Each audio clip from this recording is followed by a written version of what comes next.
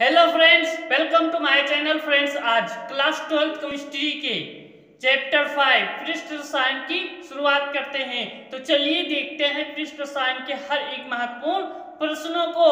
चलिए सीखते हैं। जैसा कि चैप्टर का नाम है पृष्ठ रसायन, तो सबसे पहले इसकी परिभाषा सीखेंगे। रसायन विज्ञान की वह शाखा जिसके अंतर्गत पृष्ठ पर होने वाले प्रक्रमों का अध्ययन किया जाता है उसे पृष्ठ रसायन कहते हैं। चलिए इसे नोट कर लेते हैं। हेडिंग डालेंगे पृष्ठ रसायन और लिखेंगे रसायन विज्ञान की वह शाखा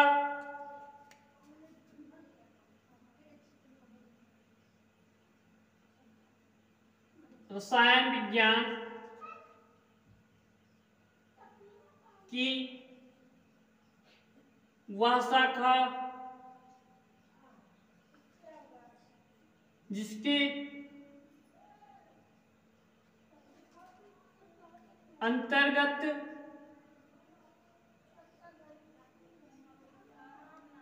पृष्ठों पर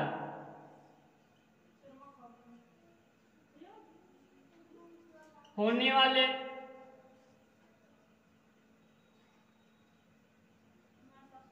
प्रक्रमों रसायन विज्ञान की वह शाखा जिसके अंतर्गत पृष्ठों पर होने वाले प्रक्रमों का अध्ययन किया जाता है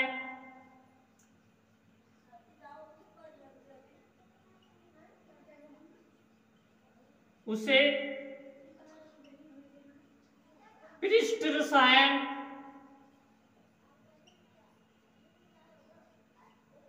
कहते हैं।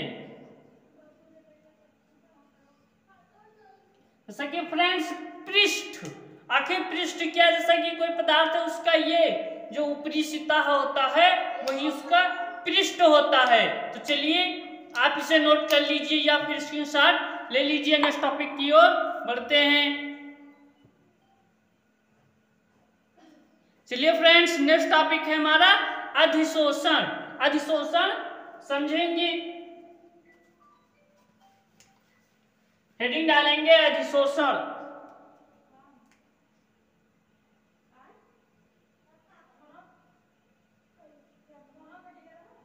अधिशोषण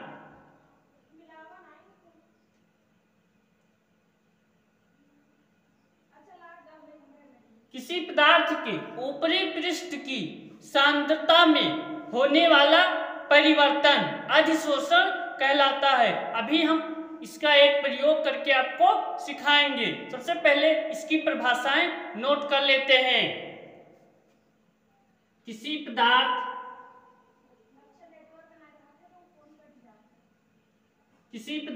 की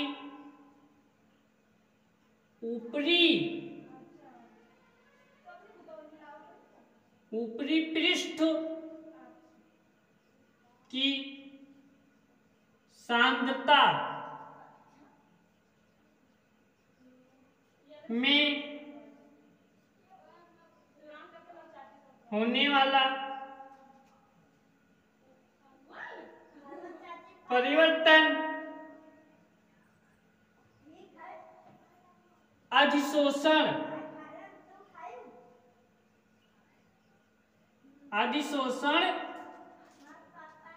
कहलाता है।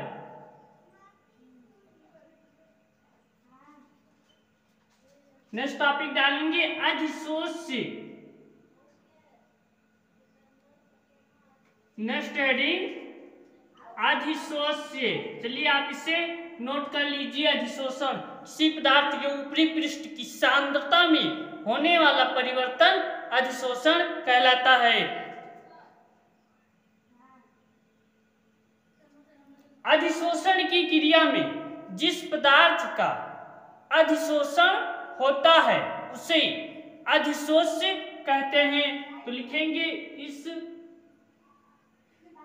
क्रिया में, यानी कि अधिशोषण की क्रिया में, इस क्रिया में फ्रेंड्स लिखेंगे अधिशोष्य। इस अधिशोषण की क्रिया में जिस पदार्थ, जैसे कि कोई पदार्थ है वो आकर चिपकेगा, लिखेंगे जिस पदार्थ का अधिशोषण होता है, इस क्रिया में जिस पदार्थ का, इस क्रिया में जिस पदार्थ का अधिशोषण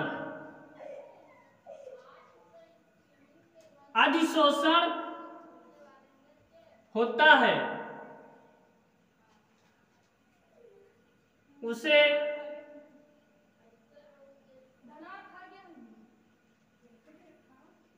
अधिशोष्य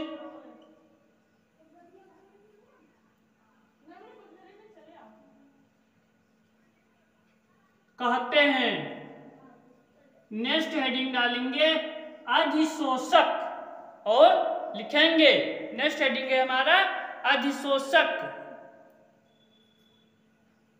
जिस सतह पर, जैसा कि अभी आपको एक प्रयोग करके दिखाएंगे तो ये तीनों टॉपिक चुटकियों में समझ में आ जाएगा। नेक्स्ट डालेंगे अधिशोषक, अधिशोषक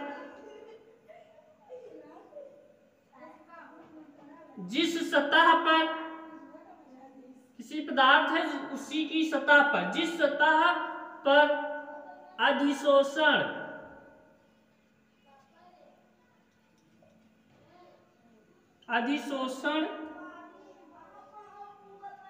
की क्रिया होती है उसे अधिशोषक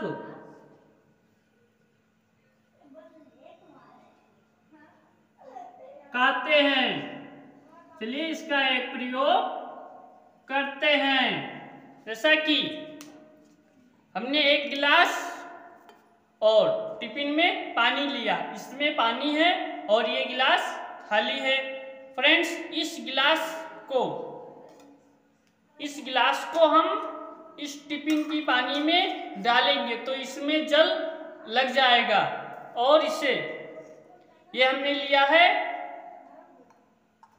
फ्रेंड्स, ये है पिसान हमने लिया है और इसके ऊपर भी आपको अधिशोषण की क्रिया करके दिखाएंगे। तो चलिए देखते हैं। जैसा कि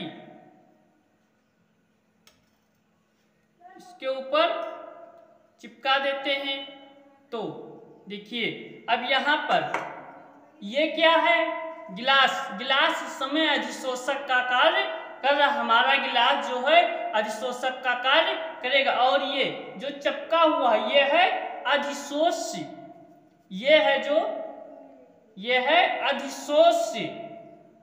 और इन दोनों के बीच जो क्रिया होती है इसके और इसके बीच, यानी कि पिसान और गिलास के बीच जो क्रिया होती है उसे अधिशोषण कहते हैं। तो फ्रेंड्स आपको ये प्रयोग आई होप कि समझ में आए होगा।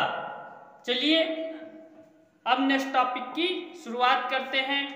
नेक्स्ट टॉपिक है हमारा अधिशोषण के प्रकार। अब सीखेंगे अधिशोषण के प्रकार। चलिए आप इसे नोट कर लिए होंगे, निकालते हैं।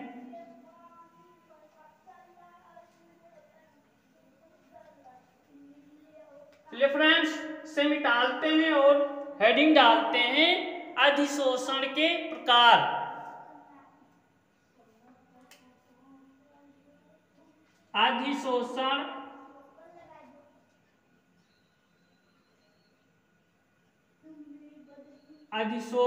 के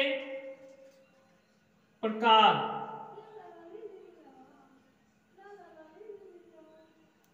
अधिशोषण दो प्रकार का होता है, भौतिक अधिशोषण और दूसरा जो है रासायनिक अधिशोषण।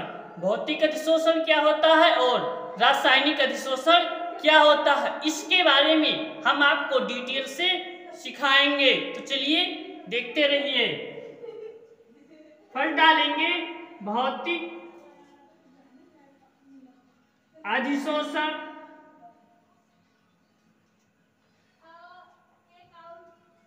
भौतिक अधिशोषण, और दूसरा डालेंगे रासायनिक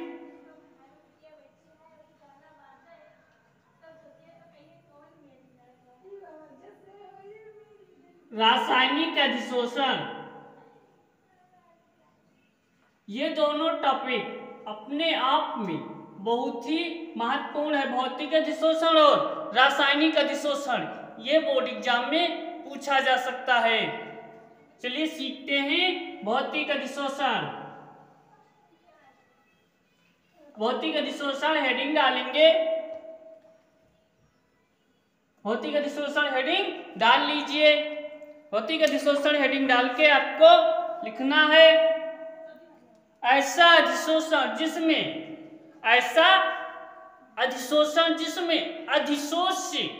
अधिशोषक के मध्य दुर्बल बंध बनता है, उसे भौतिक अधिशोषण कहते हैं। अभी हम आपको इसका एक ट्रिक सिखाएंगे।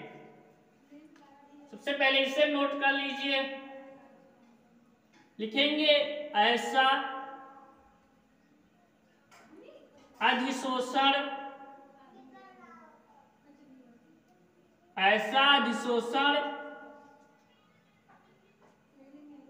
जिसमें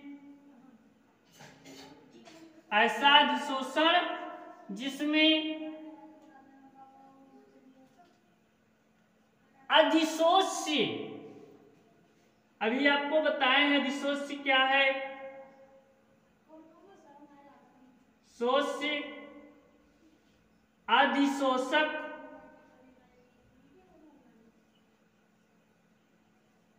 अधिशोष्य और अधिशोषक के मध्य, अधिशोषक के मध्य यानी कि बीच, अधिशोषक के मध्य दुर्बल वंडरवाल्स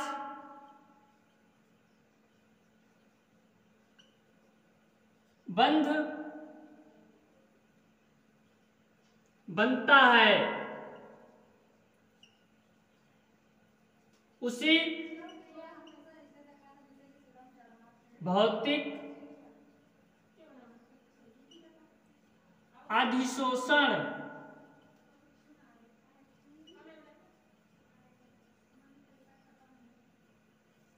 कहते हैं।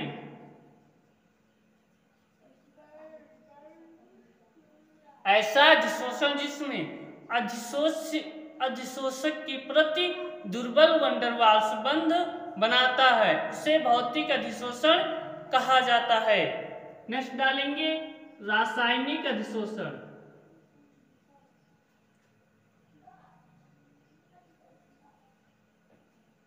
रासायनिक अधिशोषण,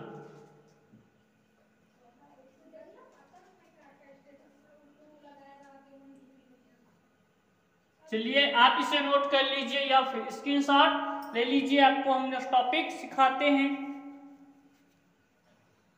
रासायनिक अधिशोषण,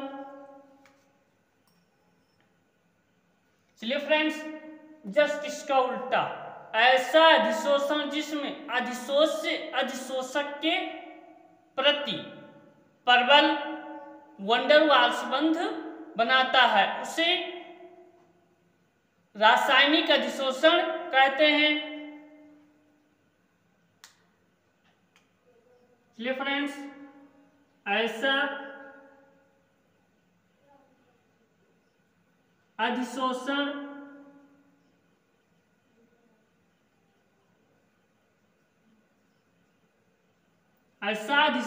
जिसमें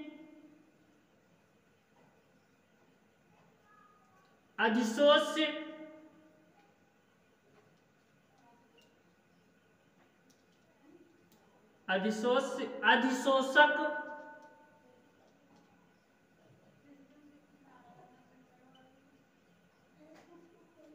के मध्य प्रबल वंडरवाल्स बल।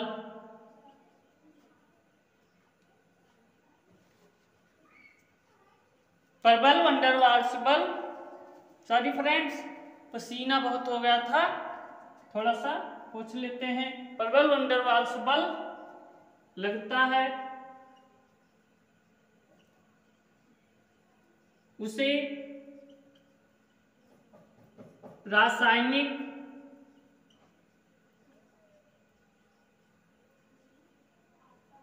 अधिशोषण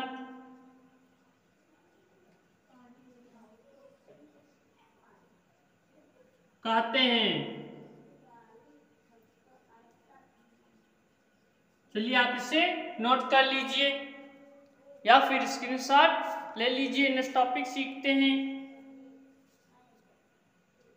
नेक्स्ट टॉपिक है हमारा उत्प्रेरक, कैटालिस्ट। चलिए हम इसे मिटा देते हैं और नेक्स्ट सीखते हैं।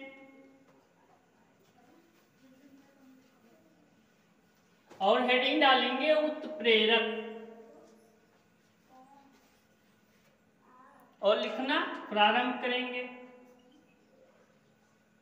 उत्प्रेरक।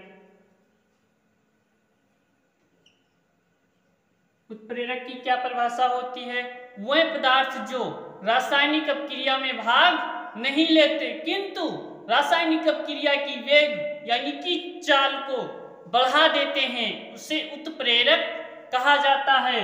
जैसा कि दो व्यक्ति की आपस में लड़ाई हो रही है तो उसमें तीसरा व्यक्ति जो होता है वो एक न एक व्यक्ति को बहुत ही ज्यादा प्रोत्साहित करता है, तो वो उसकी झगड़े को बढ़ाता है। तो यही काम उत्प्रेरक का है तीसरे व्यक्ति के स्थान पर।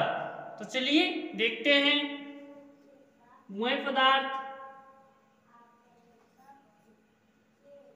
वह पदार्थ जो रासायनिक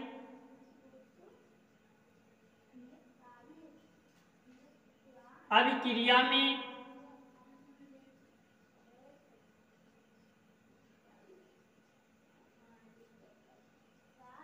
भाग नहीं लेते, वह पदार्थ जो रासायनिक अपक्रिया में भाग नहीं लेते हैं किंतु रासायनिक अभिक्रिया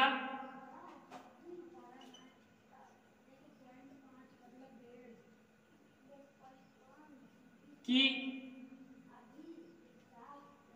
चाल को बढ़ा देते हैं,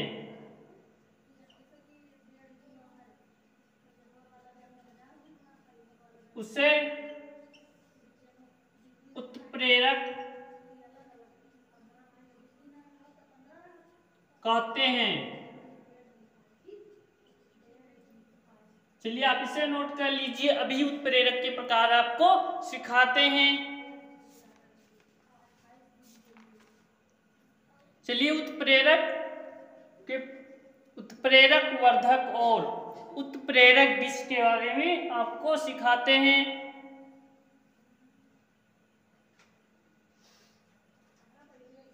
चलिए उत्प्रेरक वर्धक हेडिंग डालेंगे। उत्प्रेरक वर्धक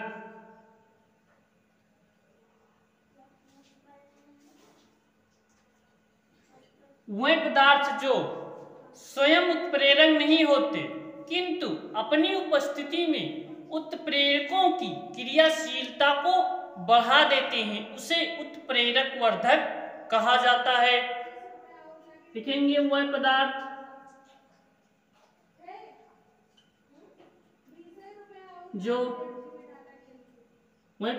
जो स्वयं उत्प्रेरक स्वयं उत्प्रेरक नहीं होते,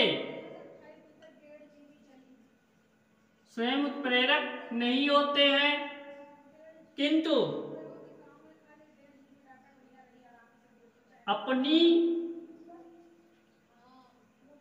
उपस्थिति में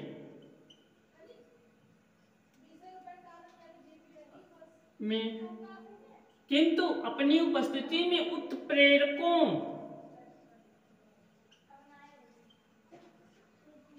की क्रियाशीलता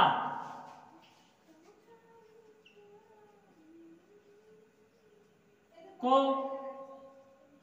बढ़ा देते हैं।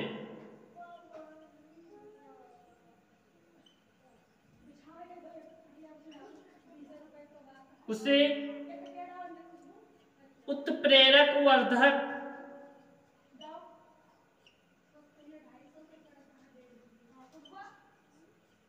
कहते हैं। नेक्स्ट टॉपिक होगा हमारा उत्प्रेरक विष। वे पदार्थ जो स्वयं उत्प्रेरक नहीं होते किंतु अपनी उपस्थिति में उत्प्रेरकों की क्रियाशीलता को बढ़ा देते हैं, उसे उत्प्रेरक वर्धक कहा जाता है। इसे आप नोट कर लीजिए या फिर स्क्रीनशॉट ले लीजिए। नेक्स्ट टॉपिक होगा हमारा उत्प्रेरक विष। चलिए मिटाते हैं और उत्प्रेरक विष के बारे में सीखते हैं।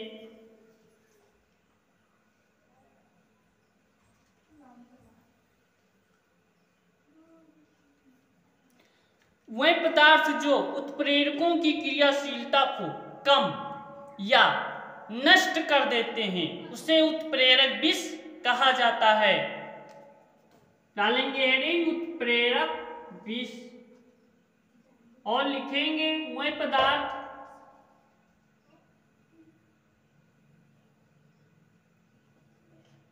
जो अपनी उपस्थिति में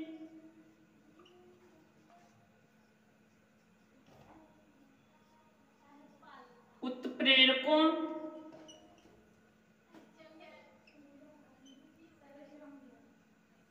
की क्रियाशीलता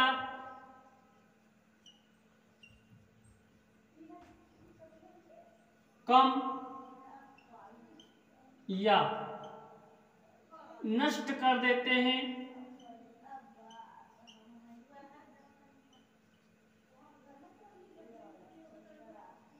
उसे उत्प्रेरक विष कहते हैं। तो फ्रेंड्स आज थे ये पार्ट 1। नेक्स्ट वीडियो में इसी का पार्ट 2 आपको जल्द ही प्रोवाइड कराएंगे। तब तक के लिए थैंक्स फॉर वॉचिंग फ्रेंड्स।